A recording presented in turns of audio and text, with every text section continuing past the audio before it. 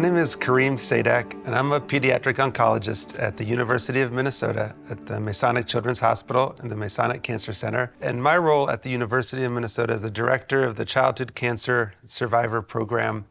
We spend a lot of time talking about, taking care of, and trying to improve the lives of childhood cancer survivors. So with great excitement, I want to introduce 4 special guests today. I'm going to ask everyone to go around and tell us their name, how old they are, how old they were or their child was when they were diagnosed with cancer, and if you remember what the diagnosis was. My name is Ted SIBLEY. I am 39 years old, and I was diagnosed at the age of 13.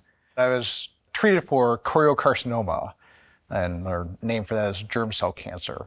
I'm traumatized, and I'm 14, and when I was diagnosed, I was like 6 weeks, and that's what I can pretty much remember. So I'm SCHETINSKI, and I'm 38. I was diagnosed with osteosarcoma when I was 16. I'm Kristy WESTROM, the mother of a childhood cancer survivor. My son is Liam. He is 8 years old now, and his diagnosis was T-cell acute lymphoblastic leukemia. And he was diagnosed when he was 5 years old.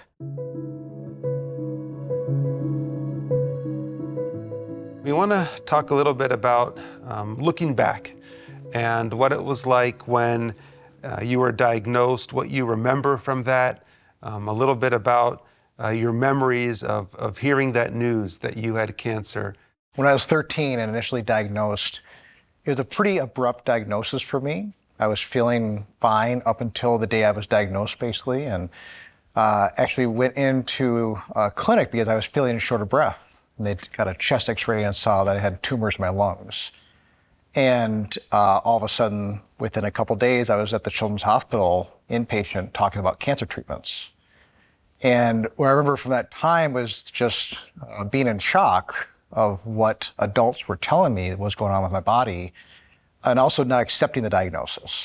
I didn't want to hear that I had cancer. I didn't want to talk about those things. And I was pretty convinced that whatever they were showing me with the x-rays and the CAT scans wasn't actually my body. I just wanted to be with my friends, play sports, go back to school, and they were telling me I couldn't do that anymore. And so the initial feeling I had was anger, kind of this shocking sensation that this is really what's going on, and really not accepting what the picture was in front of me as far as the therapies and treatments went. Well, I remember that my mom told me that I had it, and then I saw some photos about it, seeing what I looked like when I was very young, and I had the treatment, like the treatment of like when I had all this stuff on me, and then I kind of understood from when my mom told me about the rest of it. So I was 16, and I had just learned how to water ski. I just remember feeling some really sharp growing pains in my leg and just thinking, oh, I must have injured myself while I was water skiing or dancing or running. And I eventually found an actual bump on my femur. My dad and I made an appointment, and I went in just expecting it to be something really minor. I still remember sitting in the clinic with my dad, and it was very crisp and white. And I just remember this flood of, what? You know, I felt different yet the same. I felt like this monster, this uninvited thing had just invaded me. And it was just the scariest feeling. And I just remember I couldn't even call it cancer. I made everyone around me call it the C word because I just could not associate that word cancer with myself. So my initial feelings were just maybe a little bit of denial and insecurity and fear.